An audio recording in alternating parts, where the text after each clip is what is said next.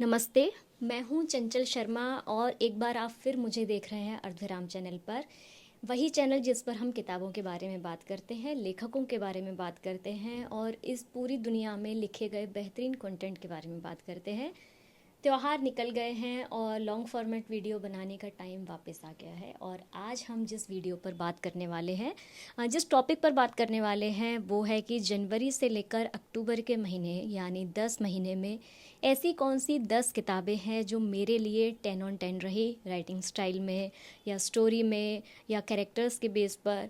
और ऐसी ही 10 किताबें हैं मेरे पास जिनके बारे में आज हम यहाँ पर बात करेंगे। अगर आपने अब तक चैनल को सब्सक्राइब नहीं किया है तो कर लीजिए, वीडियोस को लाइक कीजिए, शेयर कीजिए और कमेंट कीजिए उन पर। मुझे बताइए कि आपको कंटेंट कैसा लग रहा है, वीडियोस आपको पसंद आ रहे हैं या नहीं। आई होप आपको पसंद आ रहे होंगे क्योंकि मेरा इंटेंट यही है। और बिना कोई देरी किए आगे बढ़ते हैं और किताबों की दुनिया में एक बार फिर से मिलते हैं। तो 2025 की 10 किताबों में जो पहली किताब मेरे लिए 10 on 10 रही वो थी स्टोनर। जॉन विलियम की किताब है और जो प्रोटैगनिस्ट है बहुत ही हम्बल बैकग्राउंड से आता है, फार्मर्स के बैकग्राउंड से आता है। पेरेंट्स बहुत ही मेहनत से उसको यूनिवर्सिटी भेजते हैं और वहीं से जो स्ट्रगल पहले दिन से स्टार्ट हो जाता है, क्योंकि बहुत इकोनॉमिकल वीक बैकग्राउंड है तो बहुत एडजस्टमेंट करनी पड़ती है। एक्स्ट्रा क्लासेस लेते हैं ताकि अपनी खुद की फ़ीस भर सके, लेकिन परफॉर्मेंस इतनी अच्छी रहती है एकेडमिकली कि उनको खुद से पढ़ते पढ़ते ही कॉलेज में पढ़ाने का जो है ऑफ़र मिल जाता है। लेकिन जो आसपास के जो लोग हैं, जो कलीग्स हैं, वो बहुत ही सपोर्टिव नहीं रहते हैं। और बाद में जब स्टोनर प्रोफेसर बन जाते हैं उसी यूनिवर्सिटी में तो अपनी लाइफ की चॉइसेस को लेकर उनको बहुत कुछ फेस करना पड़ता है।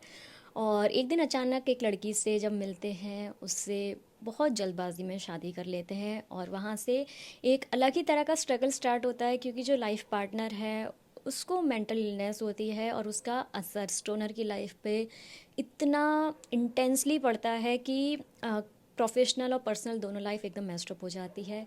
इतना ही नहीं, फिर एक और लड़की से अपनी जो प्रोफेसर है कॉलेज की उनसे मिलते हैं, दोनों नज़दीक आते हैं और वहाँ से जो स्टोनर की ज़िंदगी है वो धीरे धीरे करके बिखरने लगती है। आपको एक ह्यूमन लाइफ के जितने भी चेहरे देखने होंगे, जितने भी स्ट्रगल हो सकते हैं, पॉसिबल स्ट्रगल हो सकते हैं उसमें, वो इस किताब में है। तो इस लिस्ट में जो दूसरी किताब है वो है कैरोज़। इसको 2024 में बुकर प्राइज़ अवार्ड मिला था। बहुत ही अच्छी लिखी हुई किताब है। कहानी से ज़्यादा किताब जो लिखी गई है जिस तरीके से, वो बहुत ज़्यादा मतलब बेहतरीन अंदाज़ है उसका। एक कम उम्र की लड़की है, कॉलेज से लगभग पास आउट है या फिर कॉलेज में है, नहीं कॉलेज से पास आउट है, और अपने से दुगनी उम्र के आदमी के साथ प्यार में पड़ती है जो कि उसकी फ़ादर की एज का है। और कभी कभार पब्लिक में लोग उसको उसका फ़ादर समझ भी लेते हैं। तो जो मैनिपुलेशन है एक उम्र के फासले की वजह से और जो डोमिनेशन है वो बहुत ही ज़्यादा इंटेंस है। और ये सिर्फ इस किताब की बात नहीं है, मैंने ऐसी जितनी भी किताबें पढ़ी हैं जहाँ पर उम्र का फ़ासला लगभग दुगना होता है, वहाँ पर ज़्यादा उम्र वाला जो पार्टनर है, भले वो लड़की हो या लड़का, उसका जो मैनिपुलेशन का जो लेवल होता है, डोमिनेंस जो होती है, वो बहुत ज़्यादा इंटेंस रहती है। और कहानी में दोनों मिलते हैं और बहुत ही ज़्यादा इंटेंस लव स्टोरी रहती है। जो बंदा है ही इज़ मैरिड, एक बच्चा भी है शायद, और रिलेशन में इसमें आता है। लेकिन जो लड़की है वो एक दिन के लिए थोड़ा भटक जाती है, अगर हमारी भाषा में कहें तो, और अपने एक दोस्त, एक कलीग के साथ में उसके घर पे जाती है। दोनों थोड़े नज़दीक आते हैं और लेकिन ये सच किसी तरह से पार्टनर के सामने आ जाता है।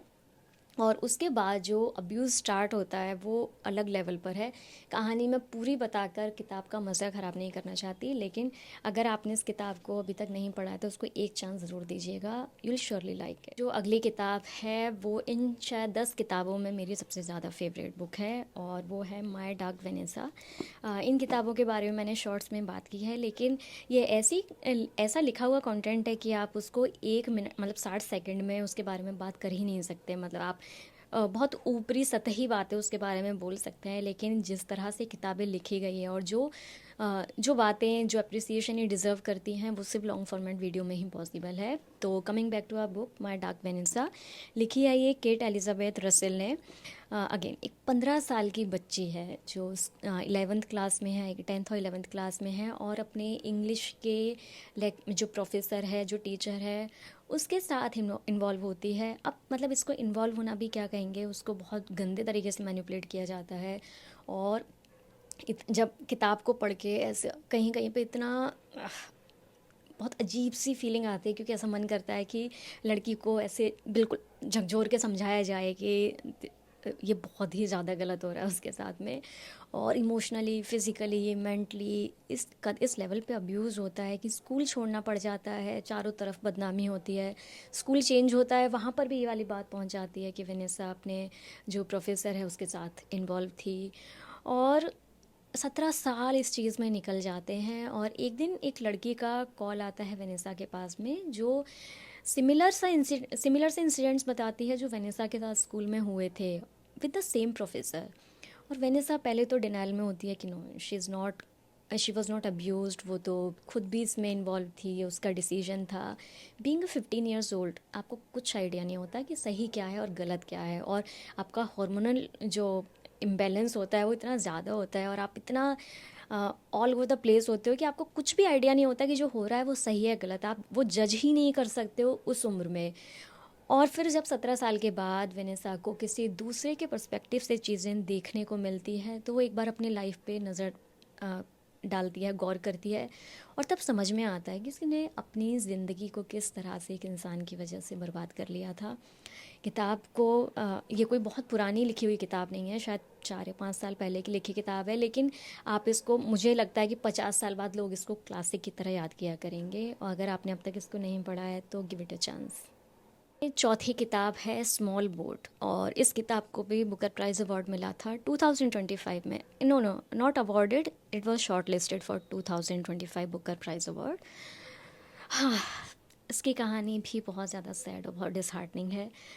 माइग्रेंट्स होते हैं बहुत सारे जो कि फ्रांस से यूके की तरफ जाते हैं इंग्लिश चैनल को क्रॉस करते हुए, और जब बोट में सवार होते हैं थोड़ी दूरी बाद ही बोट में पानी भरने लगता है, और नेटवर्क नहीं है मोबाइल में, कहीं लाइट नहीं है, कोई हेल्प नहीं है, कुछ भी नहीं है। नाव पे बच्चे, औरतें, बूढ़े, जवान सब सवार है, और एक बंदा होता है जिसके फ़ोन में थोड़ा सा नेटवर्क आ रहा होता है, वो हेल्प के लिए कॉल करता है। और जो कोस्टल ऑफिसर होते हैं वहाँ पर, वहाँ पे जो कॉल पिक करती है एक लेडी, वो बहुत ही बुरी तरीके से झड़क देती है हर एक कॉल को, और बार बार जब कॉल आने लगती है तो बहुत फ्रस्ट्रेट होके और इरिटेट होके उनसे कहती है कि गो टू हेल, लाइक कि आप मर जाइए, और आप डूब रहे हैं तो डूबिए। पहले तो झूठ बोलते हैं कि आप फ्रांस के उसमें नहीं है, बाउंड्री में नहीं है, आप यूके के उसमें पहुंच गए हैं बाउंड्री में, और आपको वहाँ पर हेल्प के लिए कॉल करना चाहिए। और जब तक हेल्प पहुंचती है 90% जो माइग्रेंट्स होते हैं उनकी मौत हो जाती है। और उसके बाद में ट्रायल स्टार्ट होता है जो कोस्टल ऑफिसर है उसका, और ट्रायल के बीच में किस तरह से जो पूरा जो ये इंसिडेंट हुआ था उसका पूरा ब्लेम उस पर डाला जाता है, जो कि अगर आप किताब पढ़ेंगी तो आपको लगेगा कि यस, इट वाज फेयर, कि अगर आप उस पोस्ट पर है, उस पोजीशन में हैं कि आप किसी की हेल्प कर पाएँ, तो आप इस तरह से किसी को मरने के लिए नहीं छोड़ सकते हैं समुद्र में रात के टाइम।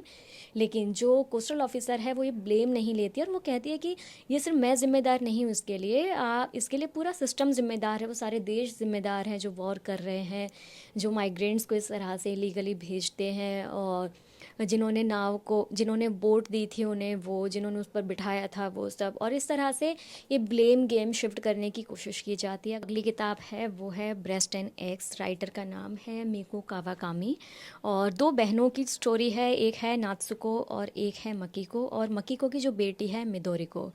कहाँ जो किताब है वो 2 पार्ट में डिवाइडेड है। पहली जो स्टोरी है, जो पार्ट 1 है, वो नात्सुको जो कि नरेटर है, प्रोटैगनिस्ट है, उसकी सिस्टर की कहानी है, मकीको और उनकी बेटी मिदोरी को। मकीको जो है उसको बहुत ज़्यादा बॉडी इश्यूज़ हैं, मतलब अपने शरीर को लेके, अपनी बॉडी को लेके शी इज़ वेरी, उनको बहुत ज़्यादा कॉम्प्लेक्सेस हैं, बहुत ज़्यादा इन्फीरियर वो फील करती है, और ब्रेस्ट ट्रांसप्लांट का डिसाइड करती है वो, और इसी चीज़ से नाराज़ होकर जो बेटी है वो अचानक एक दिन बोलना बंद कर देती है। और कहानी इसी तरह से कि किस तरह से उसके जो बॉडी जो इश्यूज़ हैं, बॉडी कॉम्प्लेक्सेस हैं, वो सारे रिजॉल्व होते हैं, और किस तरह से जो बेटी है वो वापस से बोलना स्टार्ट करती है। दूसरा जो पार्ट है किताब का वो है नात्सुको की स्टोरी, जो कि नरेटर है, प्रोटैगनिस्ट है, और she wants to have a child but without marriage. और ये तो बड़ा ही इंटरेस्टिंग है, जो सोसाइटी की जो हिपोक्रेसी है वो इसमें सामने आती है कि जो किताब का पहला भाग है उसमें सब उससे बोलते रहते हैं कि शी शुड गेट मैरिड और बच्चा तो होना ही चाहिए, जबकि उसके आसपास की जितनी शादियां हैं सब एकदम बिल्कुल तबाह शादियां हैं। और उनको देख के नाजुको डिसाइड करते हैं no I don't want to get married. और लेकिन बच्चे का प्रेशर हर कोई डालता है उसके ऊपर। और जब किताब के सेकंड पार्ट में नाजुको decide to have a child, तो हर कोई उसके अगेंस्ट हो जाता है, ये कह के कि नहीं नहीं, आप बच्चे को अकेले तो कैसे ही पालोगे, उसके लिए तो फादर की ज़रूरत है, और सिर्फ पैदा करने से क्या होगा। और यही स्ट्रगल, यही हिपोक्रेसी नाजुको की जो लाइफ है उसमें दिखाई देती है। और किताब को पढ़िएगा ज़रूर, आपको सोसाइटी की के जो डबल स्टैंडर्ड्स हैं वो देख के वाकई में हंसी आएगी। मुझे थोड़ा गुस्सा आया था। अगली किताब है, मुझे लगता है कि उसका नाम सबने सुन रखा होगा, और अगर आपने अब तक नाम नहीं सुना है तो a man called Ove by Fredrik Beckmann.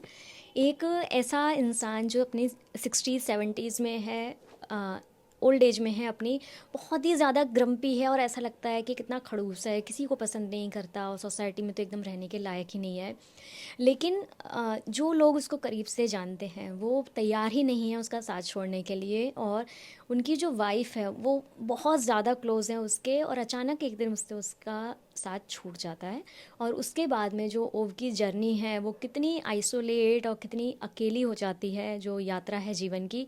लेकिन जो आसपास के दोस्त हैं, जो उनके नेबर्स हैं, वो कोशिश करते हैं ओव को लगातार उस अंधेरे कमरे से निकालने के लिए। और इस बीच ओव इतने प्यारे प्यारे से रिश्ते बनाता है जो ज़िंदगी के आखिरी दिन तक उनके साथ में रहते हैं। और ओव का जो कन्विक्शन है लाइफ को लेकर, जो वैल्यूज़ हैं उनकी, और जिन चीज़ों को लेके, जिन डिसीजंस को लेके वो एकदम फर्म है, वो आज के ज़माने में हमें लोगों में कम ही देखने को मिलते हैं। तो अगर आप बहुत ही कंफर्टिंग, कोजी और वार्म बुक पढ़ना चाहते हैं तो आपको इस किताब को एक चांस देना चाहिए। अगली जो किताब है उसका टाइटल पढ़ के आपको लगेगा कि फ़नी किताब होगी, लेकिन नहीं, बहुत ही ज़्यादा ट्रिगरिंग, कॉम्प्लेक्स, बहुत ज़्यादा इंटेंस बुक है। और ये ऑटोबायोग्राफी है, I am glad my mom died by Jennette McCurdy. और जेनिटी जो हैं वो हॉलीवुड की चाइल्ड आर्टिस्ट रही थी, और उन्होंने बहुत सारे डिज़नी के बहुत सारे शोज़ किए थे। और ये किताब उन्होंने अपनी मदर के लिए लिखी थी जो कि कैंसर से गुजर गई थी। उनको सिर्फ 6 साल की उम्र में ही उनकी मदर ने इस फील्ड में डाल दिया था कि आप कैमरा के आगे, and she was not ready. और 16-18 घंटे की शिफ्ट में वो काम करती थी, और बैक टू बैक स्कूल, और जो थोड़ा सा टाइम भी उनको मिलता था सेट पे वो स्कूल का होमवर्क किया करती थी उसमें। सिर्फ इतना नहीं, उनकी मदर उनके संग कुछ ऐसी फिज़िकल बाउंड्रीज़ को क्रॉस करती हैं जो पढ़ते हुए बहुत ही ज़्यादा ट्रिगर करता है। और इस किताब को पढ़ते हुए कई बार आप रोएंगे, कई बार आप हंसेंगे, क्योंकि इसको बहुत ही फ़नी वे में लिखा है। और मुझे लगता है कि ऐसे लोग जो बहुत ज़्यादा दुख से गुज़रते हैं वो कहीं ना कहीं अ, हंसी मजाक में अपने जो सबसे गहरे घाव होते हैं उनको दिखाते हैं लोगों को, बशर्ते कि हमारे पास वो आंखें हों, वो दिल हो, कि हम उनको समझ पाएँ। अगर आपने अब तक की किताब नहीं पढ़ी है तो इसको पढ़िएगा, लेकिन अगर आप बिगनर हैं तो फ़िलहाल के लिए मत पढ़िएगा। जब आप थोड़े किताब पढ़ने के आदी हो जाएं तब इस किताब को उठाइएगा। तो अगली किताब है, that's one of my favourite from 2025, and it's Mossad. आपने मोसाद का नाम सुना होगा। इसराइल की खुफिया एजेंसी है जो CIA के साथ मिलकर पूरी दुनिया में अपने प्रोजेक्ट्स करती है, जहाँ पर मोस्ट वांटेड अगर क्रिमिनल्स होंगे उनको ख़त्म करने से लेकर, और जो और दूसरे देशों के जो भी न्यूक्लियर प्रोजेक्ट्स होते हैं उनको हैम्पर करना, और बहुत सारे ऐसे ही कई, और इसराइल के ख़िलाफ़ अगर कहीं पर कुछ भी षड्यंत्र हो रहा है उसको रोकना, ऐसे करके बहुत सारे प्रोजेक्ट्स को मोसाद ने हैंडल किया है और सक्सेसफुली हैंडल किया है।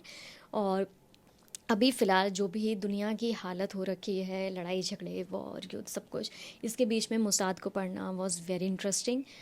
लेकिन फ़िक्शन नहीं है, ये नॉन फिक्शन है, फैक्ट्स पर आधारित है। तो अगर आप कुछ कहानी एक्सपेक्ट कर रहे हैं तभी भी आप इसको पढ़ सकते हैं, क्योंकि बहुत ही इंटरेस्टिंग केसेस है। तो अगर आपने अब तक इस किताब को नहीं पढ़ा है तो मुसाद को ज़रूर पढ़िएगा।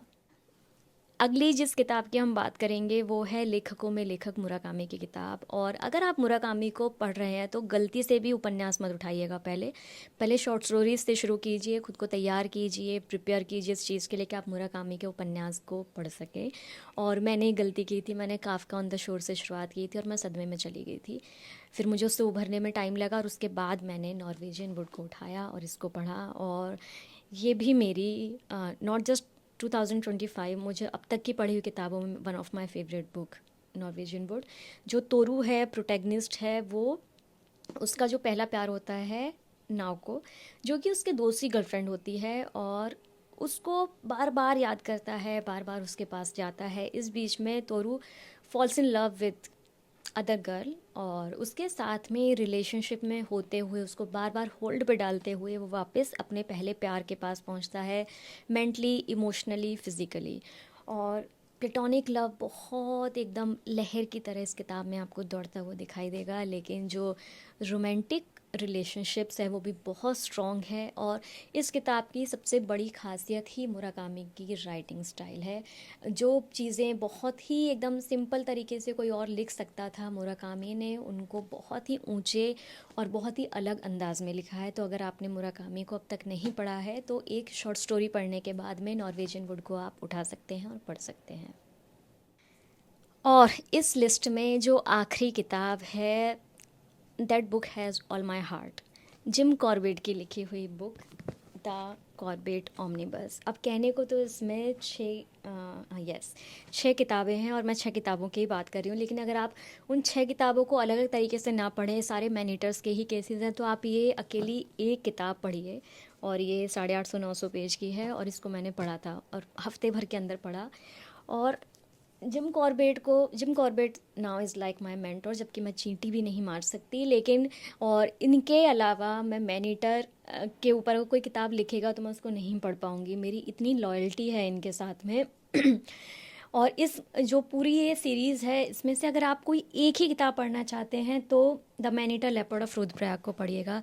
जिम कॉर्बेट का इंडिया को लेकर जो प्यार है, जो जंगलों को लेकर प्यार है, टाइगर्स को लेकर जो उनका प्यार है, यहाँ के लोगों को लेकर, यहाँ के कल्चर को लेकर, उसको पढ़ अगर आपने उसको नहीं पढ़ा है तो ऐसा लगेगा कि आपने, मुझे लगता है कि आपने लाइफ का एक बहुत ही इंपॉर्टेंट एक्सपीरियंस मिस कर दिया है।